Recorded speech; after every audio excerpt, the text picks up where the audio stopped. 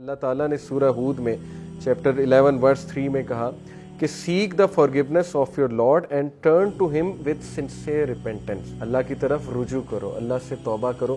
اب sincere repentance ہے کیا, اس کی کنڈیشنز کیا ہیں؟ Number 1, immediate cessation of the sin, کہ فوری اسی وقت اس گناہ کو چھوڑ دینا, ویٹ نہ کرنا. یعنی آپ کسی ایڈکشن میں مبتلا ہیں, ٹرائی کریں اسی وقت اس گناہ کو چھوڑ دیں. جب آپ کو ریئلائز ہو گیا ہے گناہ ہے, توبہ کی, اس کو گناہ کو چھوڑ دیں اس وقت. نمبر 1.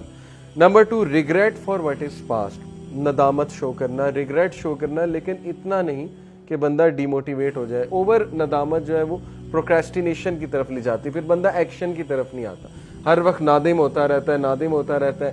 اس سے کیا ہے کہ اس کی ول پاور کم ہوتی ہے, اور گناہ کا بہت تعلق ول پاور کے ساتھ ہے. نادم ہونا اچھی بات ہے, لیکن اتنا زیادہ ہوں گے تو ول پاور ٹوٹے گی. ول پاور جب ٹوٹے گی تو شیطان مزید اٹیک کرے گا, شیطان پھر گناہ میں مزید لے جائے گا. بلکہ ڈیفنس میکنزم بناتا ہے ہمارا برین. ایک بہت بڑا ڈیفنس میکنزم یہ کہ میں تو بچ ہی نہیں سکتا. یہ جو سینٹینس ہے نا, میں تو بچ ہی نہیں سکتا, یہ شیطانی سینٹینس ہے میرے نزدیک. اس کا مطلب ہے کہ ول پاور ماری گئی ہے اگلے کی, اور وہ اس نے خود اپنے اوپر یہ بات مسلط کر لی کہ آئی کین ناٹ لیو دس سن, میں تو بچ ہی نہیں سکتا. ان شارٹ وہ اصل میں گناہ کرنا چاہ رہا ہے, اس لیے اس نے پہلے سے سینٹینس گھڑ لیا کہ میں تو بچ ہی نہیں سکتا. تاکہ ظاہر ہے وہ کوگنیٹو ڈسوننس جو پیدا ہوتی ہے نا, ذہنی تذبذب, جیسے سگریٹ لوگ پیتے ہیں ان سے چھوڑا ہی نہیں جاتا, سٹریس پیدا ہوتا ہے کہ چھوڑنا چاہیے چھوڑنا چاہیے, ایک ٹائم آتا ہے کہتے ہیں میں چھوڑ ہی نہیں سکتا. وہ کس لیے؟ ڈیفنس میکنزم ہے, to calm yourself down. تیسری جو کنڈیشن ہے, determination not to return to the sin. پکی ڈٹرمینیشن آپ میں ہونی چاہیے کہ اب میں نے واپس نہیں جانا گناہ کی طرف. یہ سب سے مشکل سٹیپ ہے. لوگ پہلی 2 کر لیتے ہیں, توبہ بھی کر لیتے ہیں, اس کے بعد ریگریٹ بھی کرتے ہیں, ندامت بھی کرتے ہیں, لیکن back of the mind in کے مائنڈ میں ہوتا ہے کہ یہ تو میں دوبارہ کروں کیونکہ میرے سے تو یہ چھوڑا ہی نہیں جا رہا, میں تو پھسلوں ہی پھسلوں. ٹھیک ہے نا, پہلے ہی ڈیفنس میکنزم بنا لیا.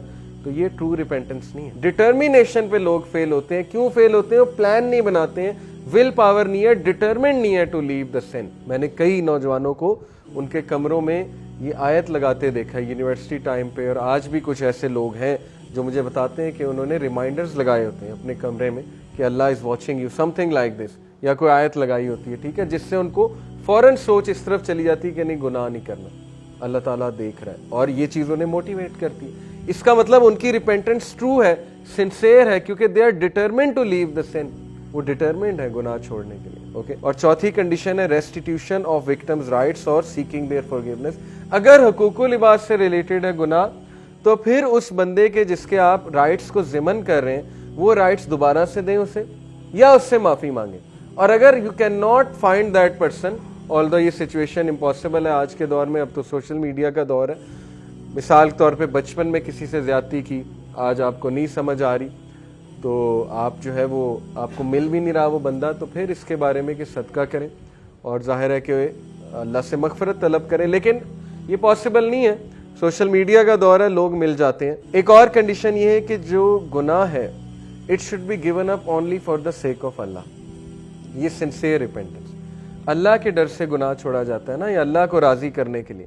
کچھ لوگ گناہ اس لیے چھوڑتے ہیں کہ میری صحت ڈیمیج ہو رہی ہے, ٹھیک ہے نا, الکوہل ایڈکٹ ہوتے ہیں, کہتے ہیں گناہ اس لیے چھوڑ دیا, یا سگریٹ اس لیے چھوڑ دیا. آلدو یہ ون آف دا ریزنز ہے, میں اس ریزن کا انکار نہیں کر رہا. جب ہم نے کسی کو گناہ چھڑوانا ہے تو ہم نے اس کی اس طرف توجہ دلانی ہے کہ تیری صحت برباد ہو رہی ہے, راتیں جاگتے ہو, ٹھیک ہے نا, نیند نہیں آتی, اور ظاہر ہے کہ صحت برباد ہو رہی ہے, ٹھیک ہے. لیکن جب گناہ اس نے چھوڑنا ہے تو اس نے نیت یہ رکھنی کہ میرا رب مجھ سے ناراض ہوتا ہے, میں اللہ تعالیٰ کی حدود کو پامال کر رہا ہوں, اس لیے میں یہ گناہ چھوڑ رہا ہوں. پھر آپ دیکھیں کہ اس میں ڈٹرمینیشن آتی ہے کہ نہیں آتی, کیونکہ جو ایکٹ اللہ کے لیے کیا جاتا ہے اس میں اللہ کی طرف سے برکت آتی ہے, اور جب اللہ کی طرف سے برکت آئے گی تو پھر ظاہر ہے کہ ڈٹرمینیشن بھی آئے گی. تو پہلی بات یہ ہے کہ وہ گناہ کو صرف اور صرف اللہ سبحانہ و تعالیٰ کی رضا کے لیے چھوڑے.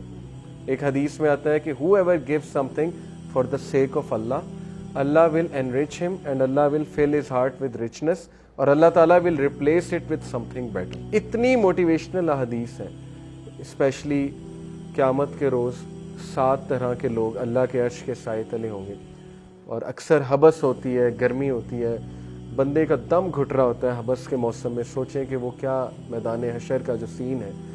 7 type of people will be under the shade of throne of Allah. ان میں سے ایک وہ ہے who leave something for the sake of Allah. ایک ٹائپ وہ بھی ہے جو اللہ کے ڈر سے گناہ چھوڑ دیتا ہے, جو اللہ کے ڈر سے یا اللہ کی خوشنودی کے لیے, اللہ کو راضی کرنے کے لیے کسی چیز کو لیٹ گو کر دے.